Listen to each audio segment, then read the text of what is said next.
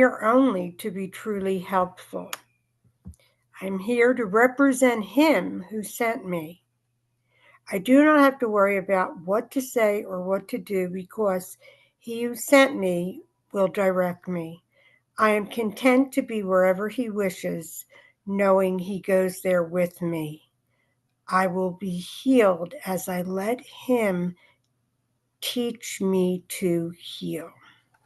So I have the last special relationship, Robert. Would you want me to read that one, or No, actually, some stuff came up in the last 2 days that I wanted to share with first, but yes, when we get to it later on. Is that okay with you? yeah? Okay, great. So just continue reading the next line. You want me to keep reading, or is Sherry gonna read, or some? No, just one line right here. Oh, before we begin, I would like to introduce a mission statement that explains my purpose for being here. In a way, it's very small for me. You want to read it? Sure, you will read it. My work explores how fear, conflict, and suffering arise from mistaken beliefs about who we are and what we lack. Make it larger. Through essays, books, and storytelling. Hang Robert, on. I'm trying to get a good size for you. There we go. Okay. Through essay, books, and storytelling, I examine how these beliefs shape our relationships, our communication, and our experience of the world, often without our awareness. Drawing from lived experience and spiritual insight, including perspectives aligned with A Course in Miracles, I seek to illuminate the ways we project responsibility for our peace onto others, confuse needs with expectations, and use language to defend identity rather than reveal truth. My writing invites a shift away from blame, coercion, and judgment, and self judgment towards clarity, responsibility, and forgiveness. The purpose of this work is not self improvement or persuasion, but recognition. By questioning inherent assumptions and examining everyday experiences with honesty and humility, I aim to help readers rediscover a sense of inner wholeness that does not depend on outcomes, agreement, or external validation. Ultimately, my mission is to offer a space where communication becomes an act of awareness, relationships become classrooms for learning, and conflict is understood not as a failure, but as an invitation. I lost that. I know, I apologize. It's just Conflict is understood not as a failure, but as an invitation to remember the peace that was never lost. Thank you, Sharon. Okay, now let me. Okay, could you read it in a way? In a way, my presentations are different from those of other teachers, students. Some take a course quote and relate it to a situation. I take the situation and apply the course principle. I love that. In a way, I do things a little just the opposite of the way a lot of people do. Okay. So I would like to continue in the discussion of nonviolent communication. Begun Monday afternoon with this longer essay, From Need to Peace, Nonviolent Communication Need and the Subtle Belief in Lack. Okay, and this is quite long, so we may want several people trying to read it. But you can start, Sharon, certainly. All right, I'll start and then I'll just say pass, okay? Let me bring it up. Or I'll ask. All right, so go further. All right. I'm trying to get to it, yeah. This is doing it too. I had this problem happen a few minutes ago. That's okay. We're not going anywhere. I'm going to have to find it a different way. Bear with me. Let me start. Yeah, Sharon will start reading and I'll bring it up. And then Sharon, when I get it up here, you can continue. Okay, nonviolent communication. What are you saying? That I shouldn't read now, or Cherie's Yeah, going to? I'm trying to bring it up, and until I do, you can't see it. So give me the. She's going to start, and then I'll let you take Okay. over. All right. Nonviolent communication, need, and the subtle belief in lack. Nonviolent communication is often described as a language of peace, empathy, and mutual respect. At its best, it allows people to express what matters to them without blame, coercion, or emotional violence. Yet beneath its practical tools lies a deeper philosophical question that is rarely addressed directly. What does it really mean to say, I need? Okay, Sharon, can you see it now? Um. Yeah, I can see it from. Yeah, is Sherry gonna read, or should I? Oh, you can take over, and when you get tired, we'll get somebody else to All continue. right, so I'm going to start from the beginning. Is that what you're saying? The second paragraph. For those familiar, For those familiar with A Course in Miracles, that question opens a doorway. The Course consistently points to a radical idea. All perception of need is rooted in the belief in lack. From the view, communication is not merely about exchanging information or negotiating outcomes. It becomes a mirror reflecting what we believe we are missing and what we believe others must supply. This essay explores nonviolent communication through that lens. We will examine the difference between expressing needs and making requests, why combining need and you in the same sentence creates conflict. How do you distinguish true needs from personal expectations, and why every perceived need ultimately points back to a belief in lack? Along the way, we will use practical examples to keep the discussion grounded and usable. The promise and the limits of nonviolent communication. Nonviolent communication, as articulated by Marshall Rosenberg, rests on a simple structure: observe without judgment, identify feelings, express needs, make clear, actionable requests. When practiced sincerely, this framework reduces defensiveness and invites cooperation. Its strength lies in removing blame. Instead of saying, "You never listen to me," a speaker might say, "When I speak and don't receive a response, I feel frustrated because I need to feel heard." This shift alone can diffuse many conflicts. I love that. Yet even the gentler language can conceal an unexamined assumption. The assumption is that peace depends on something else meeting a need. From an ACIM perspective, this is the very belief system that keep conflict alive, no matter how politely it is expressed. Nonviolent communication works well within the world of form. It improves relationships, workplaces, families, and communities. The Course does not oppose this. It simply invites us to look deeper. It asks whether our sense of need is a fact or a belief.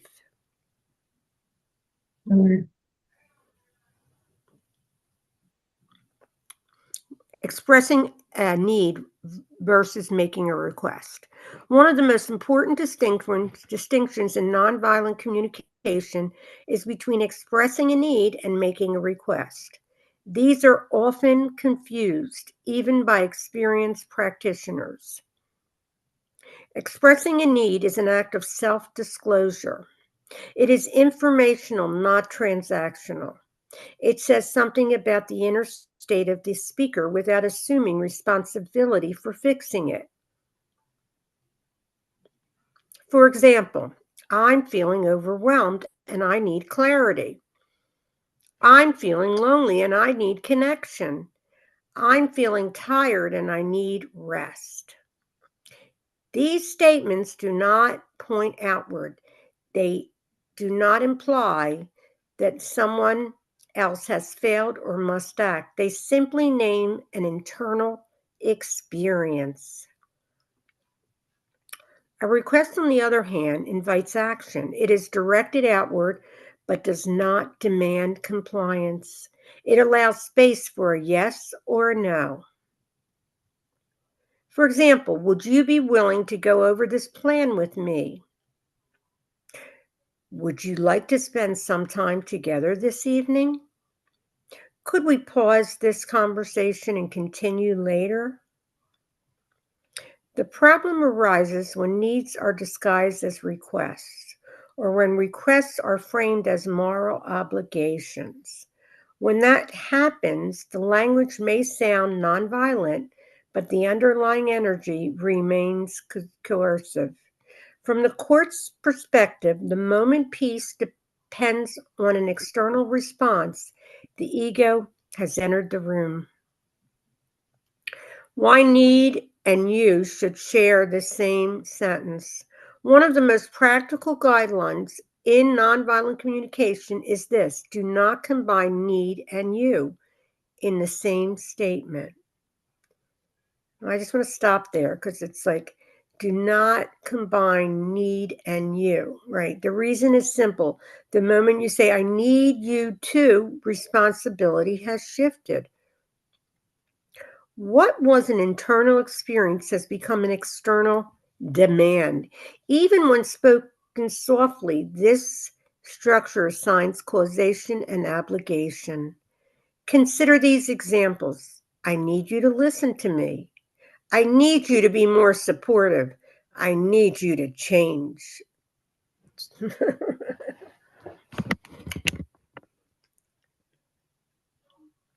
These statements almost always provoke resistance. They imply that the other person is responsible for the speaker's emotional state. They also suggest that something is wrong with the other person as they are. Now, compare that with alternatives that separate need from response. I feel unheard and I value being understood. Would you be willing to listen for a few minutes? Or, I'm feeling discouraged and I value support. Could you let me know if you're open to talking right now?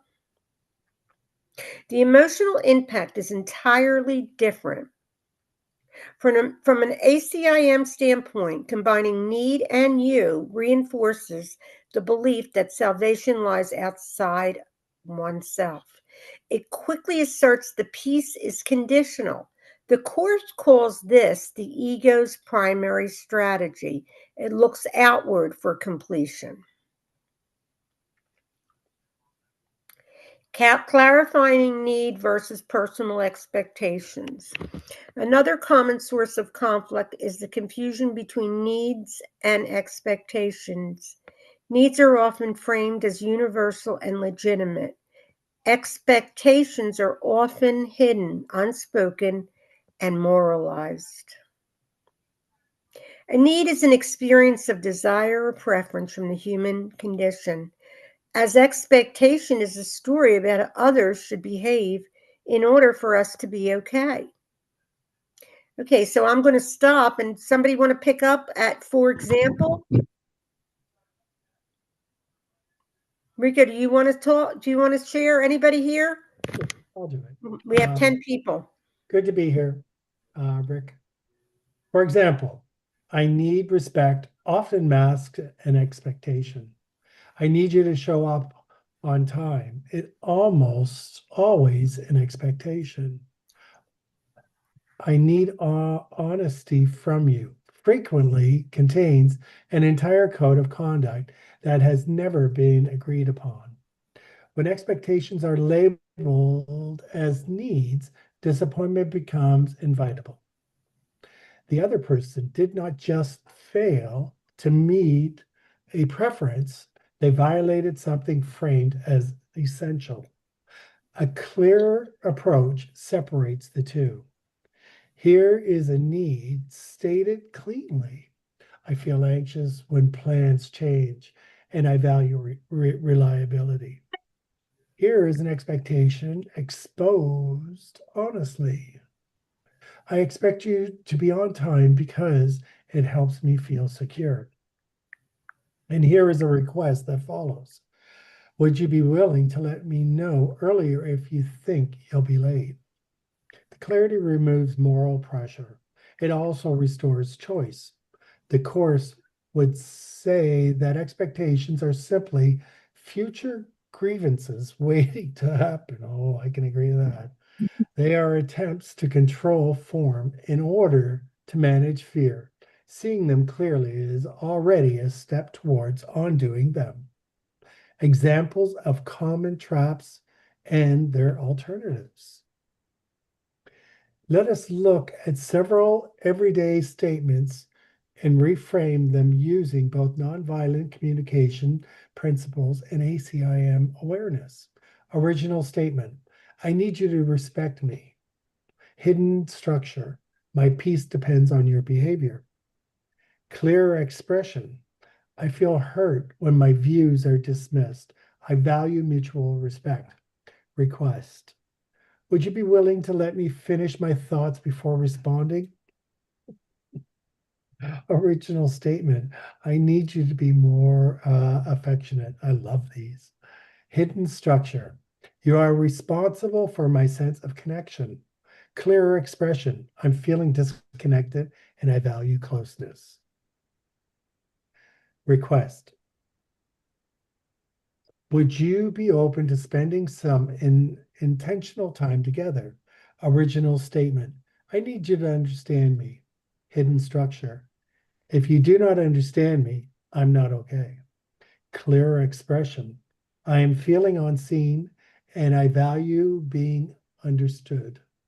Request: could I share what this experience has been like for me? Each revision removes blame, restores choice, and shifts responsibility back to the speaker's awareness. From the Course perspective, this is the movement from projection towards responsibility, which is another way of describing forgiveness. Does everybody see how that flow changes? Just show of hands. Thank you, Rick. Yeah, good. Matthew, thank you. Okay, so you're seeing the point here. Okay, let you continue. Words are important sometimes, right? How they're put together. Do you want me to continue, or? Well, if somebody else wants to read, that's okay too. I'll ask somebody else. I'll let somebody else. Sorry. Won't ask. Sharon or Mickey, either one. Oh yeah, I'm Brooklyn. Sorry. I'm sorry, Baba. I'm doing some maintenance on my printer, so No I have to problem. keep getting up and push buttons. No problem. What? Sorry. All I right, can continue. I don't mind. I'll let I don't mind, Sharon take Robert. over again. The radical summary: all need is a belief in lack. Here we arrive at the deepest point of integration with the Course in Miracles. The Course does not deny the experience of need at the level of human living. Bodies need food. Minds seek reassurance. Relationships function better with kindness and clarity. What it challenges is the interpretation of need as proof of incompleteness. In the Course's metaphysics, the self is already whole. Nothing real can be threatened. Nothing unreal exists. From that vantage point, every perceived need is a misinterpretation. It is the mind saying something is missing. when in truth, nothing has been lost. This does not mean we stop communicating, requesting, or caring. It means we hold all needs lightly. We recognize them as temporary learning devices, not ultimate truths. Nonviolent communication, when aligned with this understanding, becomes less about getting needs met and more about revealing the belief systems beneath them. Communication turns into a classroom. Each irritation becomes a lesson. Each unmet expectation becomes an invitation to look inward rather than outward. When I say, I need you to, I'm not wrong. I am simply mistaken about the source of my peace. From the Course's perspective, peace is not negotiated. It is remembered. Communication as a practice of undoing. Seen this way, nonviolent communication is not merely a conflict resolution tool. It's a spiritual discipline. It trains the mind to slow down, observe without attack, and speak without making idols of outcomes. We still express needs, but we do not worship them. We still make requests, but we do not demand salvation through compliance. We still care deeply, but we stop using others as guarantors of our wholeness. In this light, communication becomes an act of humility. It says, this is what I am experiencing, but I am willing to be wrong about what it means. That willingness is central to the Course. It is the crack through which peace enters.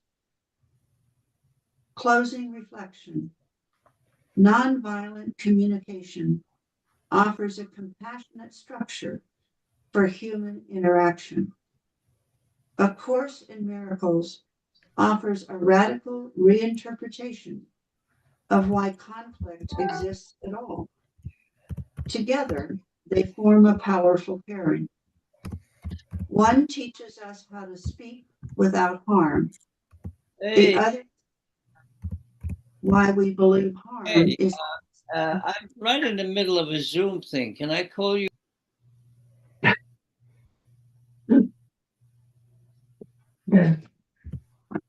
The other teaches us why we believe harm is possible in the first place.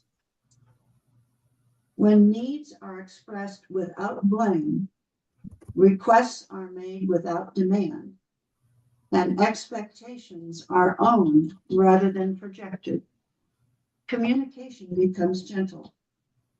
When needs themselves are seen as symbols of a deeper belief in lack, communication becomes liberating. At that point, we are no longer trying to fix each other. We are learning together. And learning, as the Course reminds us, is the gentle undoing of everything we thought we needed. That's it. Any comments?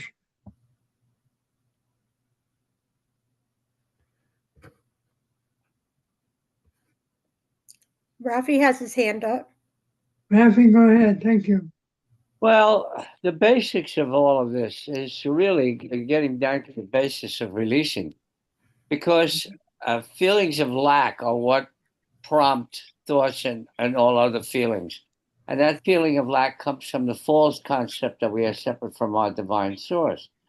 But it's easy to welcome that lacking feeling because you can feel it in your body most of the time. I feel it in my stomach, in my solar plexus, sometimes in my right shoulder.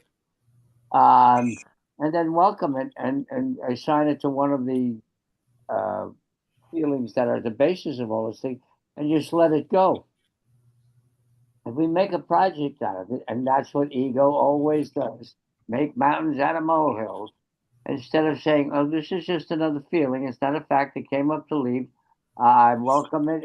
Just accept it, allow it, and then allow it to go." It makes the whole process simpler.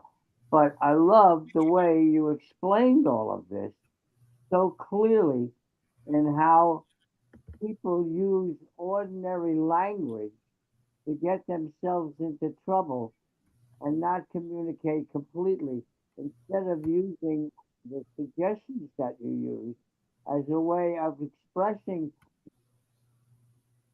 You just took the sound away. I'm sorry. Hang on, guys. I just screwed up and I killed the sound somehow. Bear with me for a minute. Okay, Oh, there you go. all right. I have a friend, for instance, who has had a conflict with his son. Now he's a middle-aged man. His son is a grown man, and they have been unable to communicate because when he speaks, he doesn't come from the point of view of "this is how I feel." He said to me, I said, "Well, what do you feel?" He said, "Sometimes when I talk to my son, I feel intimidated." I said, "Why don't you tell him that?"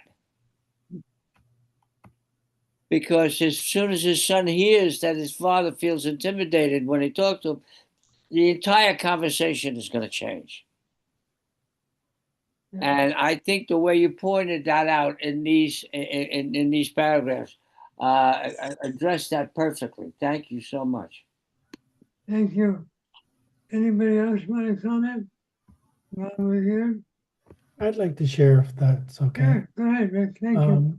Rick, good to be here. Good to see you all. See everyone. The language is what is really coming out of how important it is and how I speak with other people. So one of the things I've had to do was I go to CODA, and it taught me that how to use I statements as opposed to you, others, and naming people. And I found that has helped me immensely. But Robert, I love how your writing is.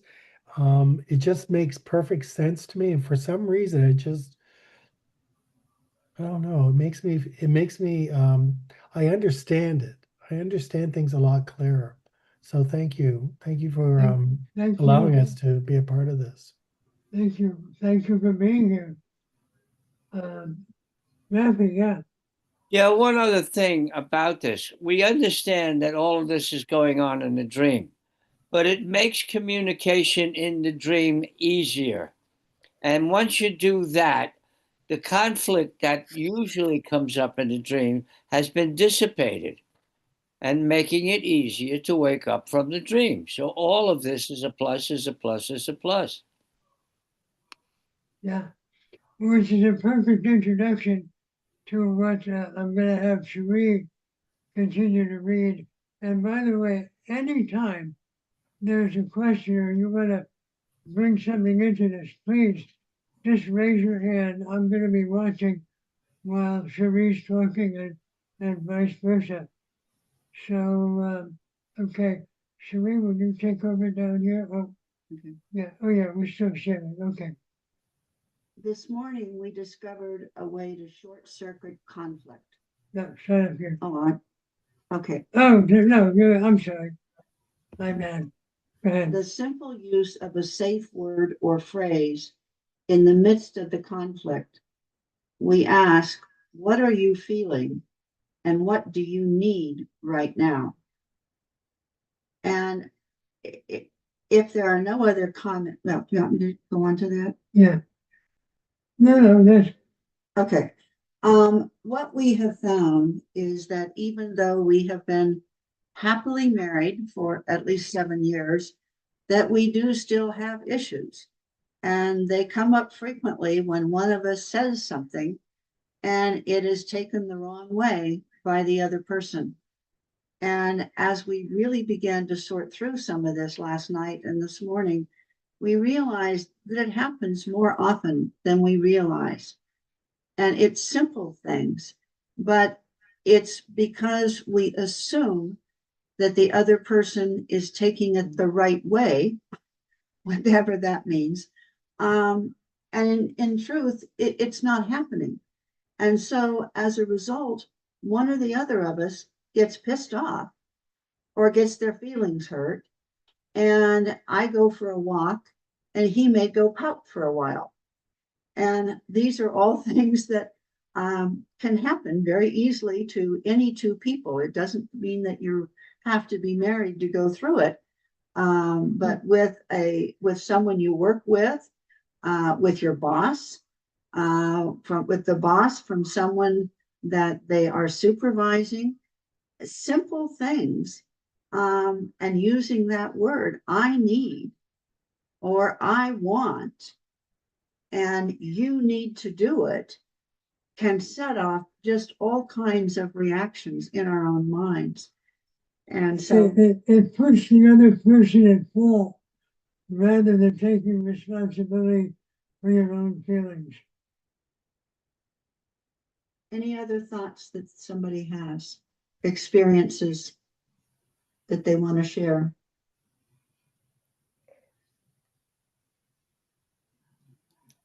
You know what I love, Robert, that you take these hard, more involved teachings and you bring it into simplicity. It's become simple the way it's just what Rick had said. You make it more understandable. You have a lot of talent in these essays.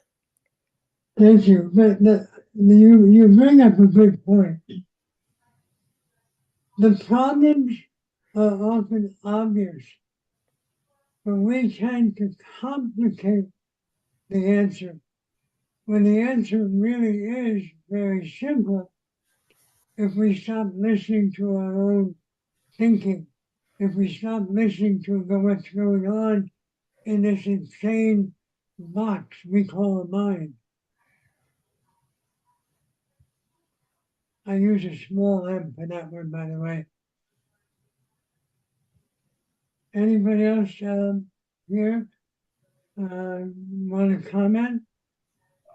I just like how it's kind of teaching me, and I'm seeing as we're reading this, how I have made situations into chaos because I just, as much as I thought I was educated enough to be able to communicate and have a long conversation, it's teaching me that how I am going about the conversation can be very abrasive. And that's me speaking to other people. So it's just kind of bringing an awareness that I had little aha moments of it, but reading this and allowing this to sink in, just yeah, I see how it applies so much in my life. Thank you. I noticed Brooklyn made a comment. She's gone. I'm going to have that essay posted on my website very shortly. I don't think it's there right now. But if anybody wants to share it any place at all, please feel free. I know it was valuable to me, and I'm not the only person in the world, but I got a feeling it would be very valuable to a lot of people. But then that's just my ego talking, and I'll be the first to admit it. Are there any other comments or questions? Rico, I love that big grin on your face right now. As you were speaking you were speaking to me. First of all, good evening, everybody. I send you love and light from my heart to yours today. Robert, I just so marvel you, man. It's like I'm attracted to like simplicity. And although your writings have a solid message in them, I get a little icing on them because I look at not only how I can be cautious, not afraid, cautious of how I address people other than myself, but also it keeps me watching what I'm doing. So I'm watching my mind and listening, but I'm not walking on eggshells. I'm in the natural flow, but it just really hits me in my heart to say, now how simple is that? Why can't I just say something like that? That fits me. It even feels good. So you just bring me into what you call a dream. Parts of it I call real life, because there's times when I could have said some things another way, which would have been much more loving and compassionate, and I chose not to, which is the choice. But what I didn't choose is I didn't choose to look. I just went. And your writings are always sticking pins in me. They're loving pins. They don't hurt. To watch. Watch. My grandmother was that little boy. When I was a little boy, my grandmother always tell me, if you don't have anything kind to say, Poppy, don't say nothing at all. The world won't miss it. And that's always stuck with me. Sometime after the fact, but I love the way you write, and the way you write. You're an intelligent man, but I'm always trying to reach out and feel your heart. And in some of these things you have here this evening, I feel your heart. So for that, I'm grateful and thank you. Thank you. Before I ask Matthew to talk, I just want to say something, and I don't mean this to be self-deprecating by any means, but it's still something that's very true. Okay? I'm no smarter than anybody here. But then again, I'm not dumb as a post either. But what I'm writing is not coming from fear. It's coming from listening here and speaking from the heart. Okay, it's not me. It's the Holy Spirit. Forgive this little uh, sidetrack into human, but it's the Holy Spirit being dumb enough to use me. If you can understand what I mean by that. Rafi, thank you. Go ahead. Thank you for that, Rico. Rafi, go ahead. Yeah, Rico, I wanted to just say that there are times, and this was just one of those times, where you have seen what's went on and then used your awareness to correct it and grow. And you do that quite a lot. And every time you do that, it's a reflection for the rest of us to make sure that we stay in awareness and growth.